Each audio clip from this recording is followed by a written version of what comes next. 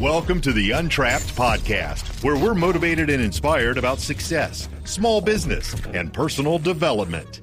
And now, Keith Kalfas. If you have a narcissistic or toxic person in your life who is an energy vampire and drains your energy, this talk is for you, my friend. What's up? I'm Keith Kalfas, and I'm obsessed with personal development. That's all. Let's get into it. So, I've watched some videos on YouTube and listened to stuff and even read books about psychology, narcissists, toxic people, all the way into, stuff from the esoteric, etheric, spiritual, all the way down to pathologies, neurosis, and psychosis. Just in fascination with psychology of what makes people tick, what makes toxic people tick, and why do toxic people make you feel so filled with guilt, and they know how to pull levers that can make you respond and hurt your feelings, basically, or make you angry, or have that anger, like Eckhart Tolle talks about, the pain body jumps from them. And I'm going to break this down onto you, and then it can jump from you to someone else. Here's what can happen. For example, let's just say there's a toxic person. Let's say you're in your household and within your four walls, and a toxic person could even send you as little as a toxic text message or call you on the phone and say something toxic. And I just keep repeating the word toxic because I can go down the line of like rude, disrespectful, triggering, guilt tripping, blackmailing, energy sucking, whatever they can do to get their narcissistic supply, they call it. They eat off of it. They want that type of attention. So if they don't get it, then they'll literally violate your boundaries in order to get, and they'll get negative attention if they have to, but they have to get it. So let's say you're having a peaceful moment in your home, and this toxic person maybe calls you or messages you or leaves a message. And now that very thing has caused total chaos in your home or in your place of work, anything like that. If you hear that noise, that's my beautiful dog behind me. Well, two of them, they're eating on chewy, they're eating dog bones, so they're in heaven right now. All right. So this whole theory of no contact does make sense. Here's what I mean. You know how energy magnets repel? If you flip a magnet around, it sticks. If you put the polarities together, they repel, right? And imagine that every single time a person who has toxic traits does something that's rude or mean or downright abusive, it just, like if you just stand in your square, you just stand there in presence, in love and faith, every time they do something that's disrespectful, imagine that they just push themselves farther away from you. They made a withdraw from the emotional bank account. Now they're going to have to make a bunch of positive deposits into that emotional bank account to earn your trust to get close to you again, and you're still going to have your guard up. Now, if they make a withdrawal and they do something mean or say something mean or rude or horrific, boom. All right. Now let's just say it takes a long time, then they do something again, boom, they just push themselves back farther. They did it to themselves, right? And now if you even try to conversate with a narcissistic person and let them know, hey, every time you do something mean or rude or you invalidate or hurt or be abusive to me or somebody that I love,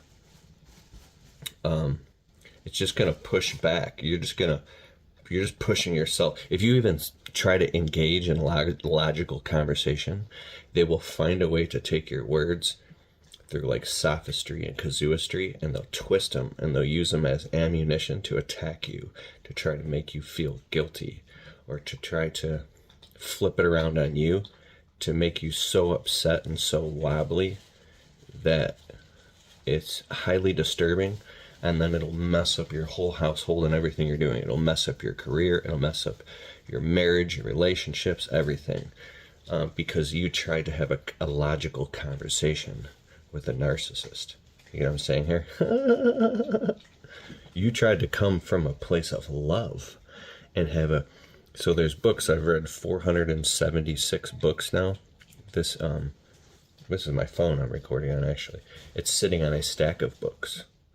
I love to read and learn.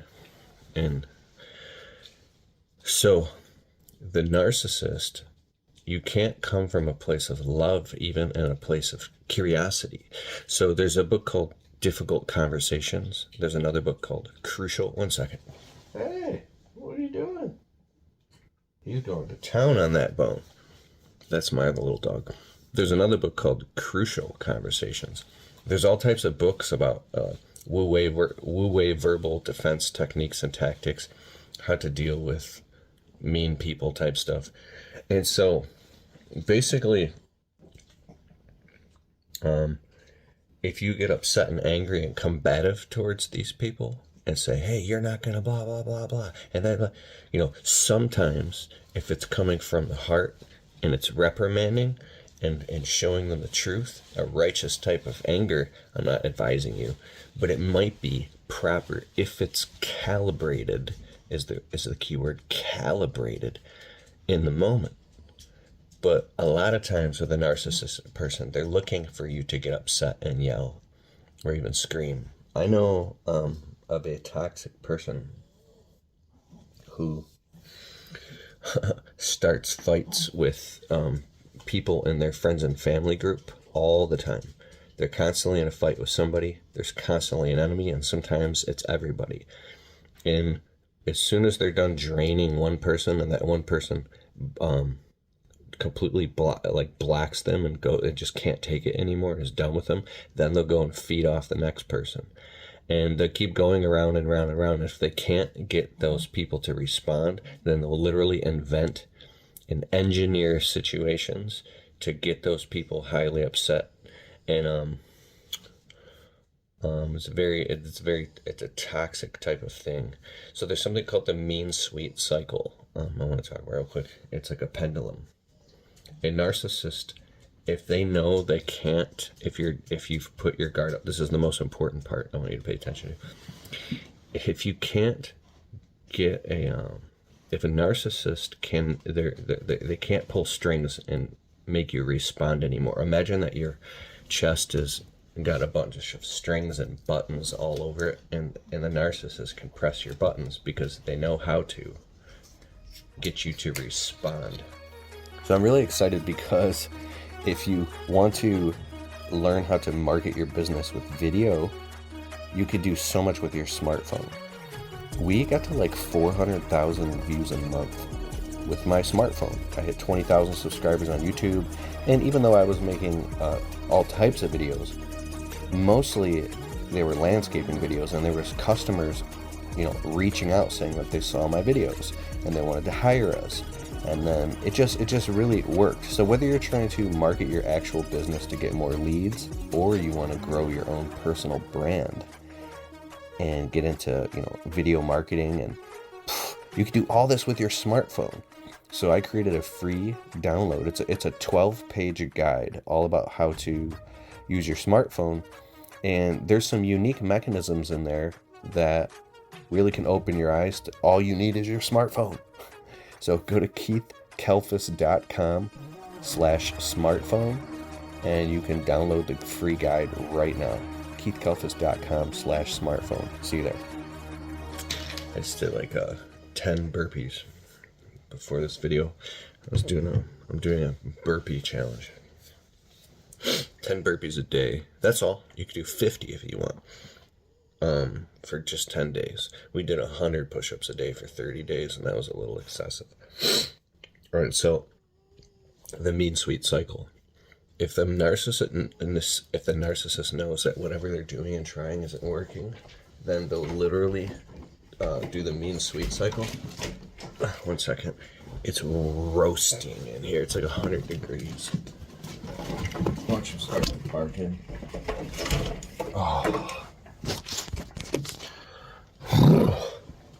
So they'll become incredibly sweet. The narcissist will become incredibly sweet, so nice and light and funny and silly and laughing and caring, compassionate, and you will go, oh my gosh, this is the person that I love. This is the nice I knew you were in there. Wow. And what they're doing is they're being really sweet so they can get you to let your guard down. It's weird. Like, if you're a good human and you have a good heart, you will let your guard down. Like, oh, maybe they were just having a bad day.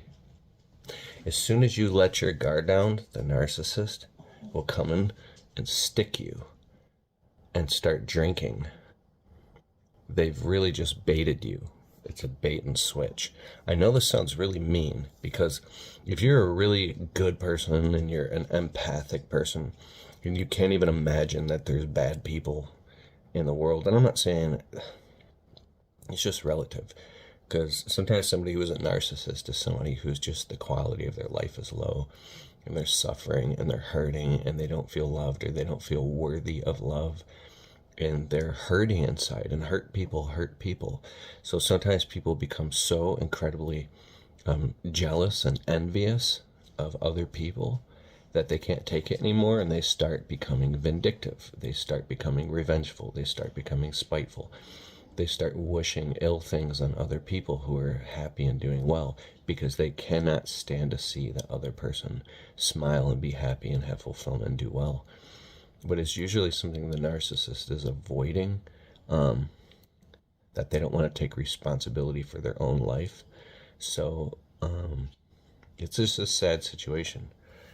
And so, but what my takeaway here is that if you have a toxic person in your life who has toxic traits,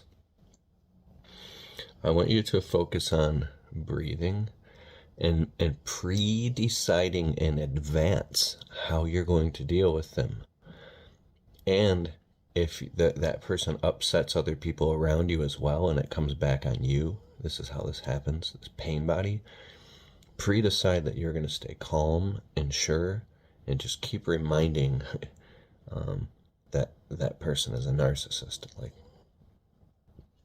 hey, if we get angry here, or we try to tell that person off or give them a piece of your mind, that's what they're looking for. They want to get you so upset that it destroys anything you have good going on, because misery loves company. So you're disarming the darkness. Power versus Force by Dr. David R. Hawkins. He talks about this as well. Another book is Falling Down and Getting Up by Mark Nepo. There's a lot of resources that can make you go from feeling disempowered and emotionally hijacked to becoming fully empowered, calm, stable, and conscious, and handling your own emotions. And you can learn how to deal with a toxic narcissist calmly, in a productive, proactive way, to where even if they're upset and going crazy because what they're doing or trying to do isn't working on you anymore. And that's a really hard, it's once you draw these, this is the next thing. Once you draw these new healthy boundaries, you draw these lines in the sand, they're just healthy boundaries. And sometimes healthy boundaries have to be firm. Hey, we're not gonna go there anymore. So when a person hurts you, or if you open up to a person and they use it as bait or leverage to hurt you, they no longer deserve to get that part of you anymore, right? If you're open with somebody and you share your feelings with them, right, or maybe a shoulder to cry on, and they use it against you, that's not the type of person you can cry on their shoulder. They've already proven it. Somebody said to me once, when somebody shows you their true colors, believe them. That sounds like a harsh thing, right? So people, forget what you say sometimes, but they never forget how you made them feel. So I want you to practice having open compassion, caring, loving empathy. If somebody's going through a hard time, somebody especially that you love, shut your mouth and just listen. Say, are you okay? How are you doing? Don't try to fix things. Oh, you should do this, you should do that. Don't invalidate them. Just listen and love them and let them be.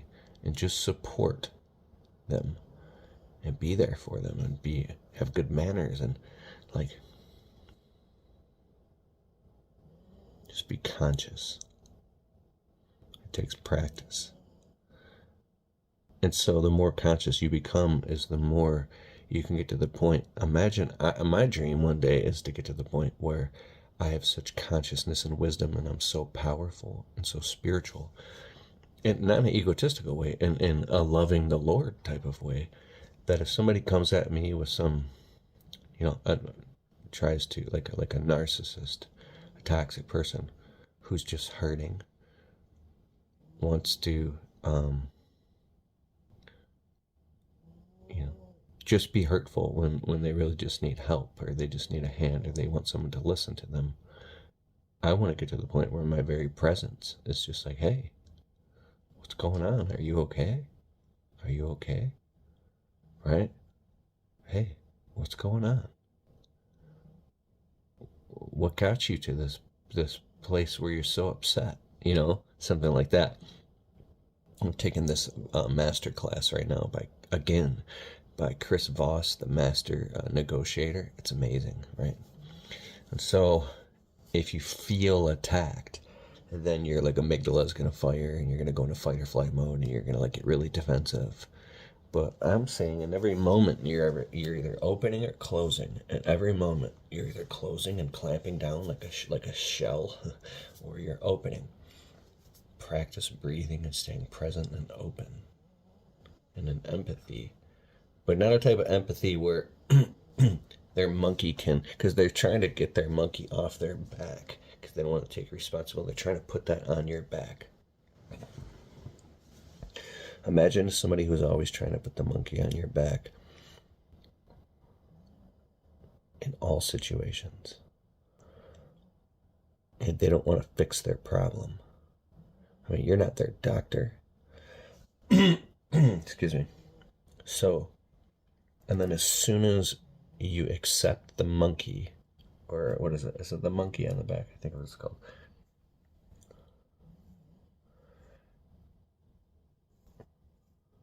I forgot, there's a different name for it, but as soon as you let them put their monkey on your back, they're like, oh, now they're relieved and they don't want anything to do with you.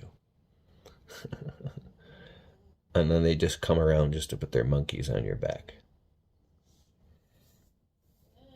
You deserve better than that. You deserve better than that. You deserve so much more than that. Alright, I'm Keith Kalfas. I hope that served you. If you like these type of talks, hit the subscribe button. Let me know in the comments below. Again, I am not a doctor or a therapist. I'm just a guy who loves personal development. And I love my life. I love the Lord above. There you go. Hey, I hope you liked the show. And if you like the Untrapped Podcast and you get value from it, can you please take a minute and go over to Spotify and leave it a well-worded positive 5-star review? It helps boost the rankings on Spotify so the show can get to more people. Therefore, these messages can get out to more people and inspire more people so then they can go out and start their small businesses and crush it and get to the next level. It's a huge deal. All right, I'll see you in the next show.